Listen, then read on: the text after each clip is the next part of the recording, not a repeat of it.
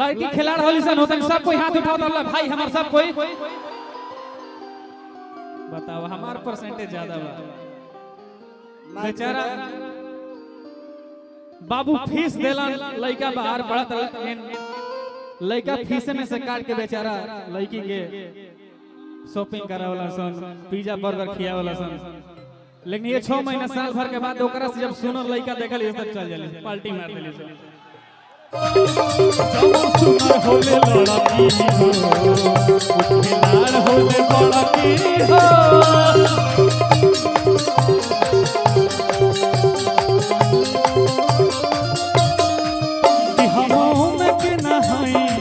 प्रमोद भैया चले जा चलो तनी जा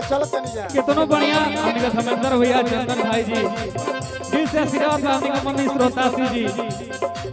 आज प्रमोद भैया के प्यार में आधा इंडस्ट्री आगुल गई जगह केहू बाकी थोड़े बा एक दो लोग को छोड़ के ये हमर प्रमोद भैया के पावा लेकिन भाव बा हमर प्रमोदो भैया के गाना बड़ा बढ़िया लगला कि हमो में के ना हई इहे बतियाऊ कहि केहू मोरलस ना मारा का हो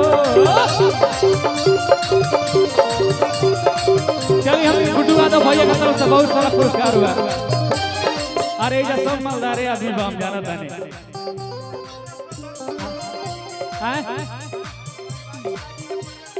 समाजवादी पार्टी के सदस्य अध्यक्ष हमारे भैया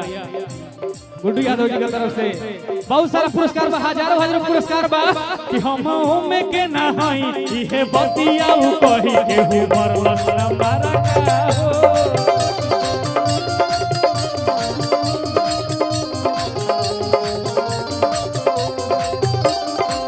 लेकिन ये जे भाव का बबलू भाई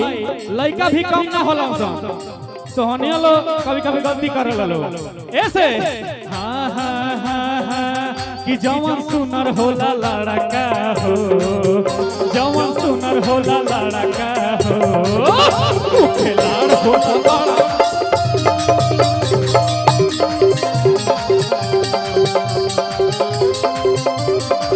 जवन सुनर होला लड़का हो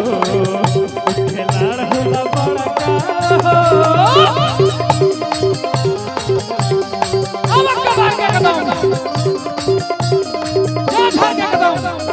गोपालगंज होते हुए सिवान हो तो एकदम आरा बलिया पटना एकदम गर्दा कद ला ला भैया मैं मारा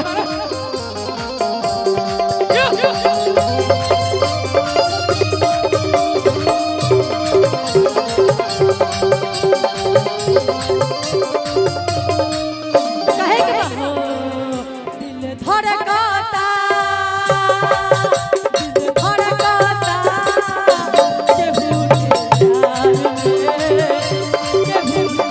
प्रमोद जी के प्यार में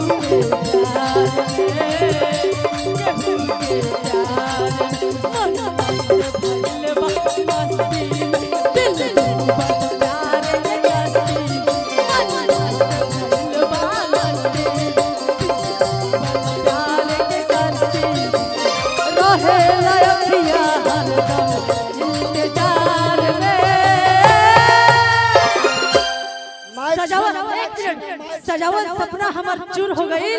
आज जकरे की अमृत समझनी उधतूर हो गई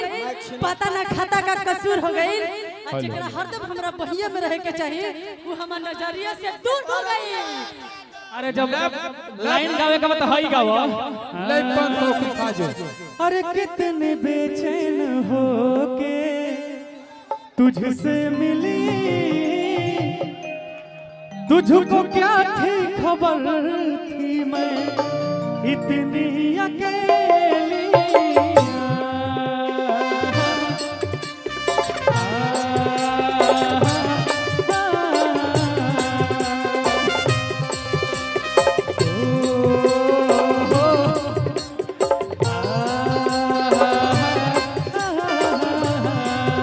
हेलो एक मिनट